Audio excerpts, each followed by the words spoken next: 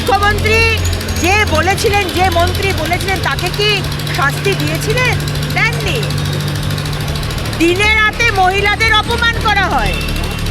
Park স্ট্রিটের ধর্ষণ, তৃণমূলের এক সাংসদ বললেন বণিকার খদ্দেরের মধ্যে রেট নিয়ে ঝামেলা, তাই জন্য ধর্ষিতা হয়েছে। বাহ!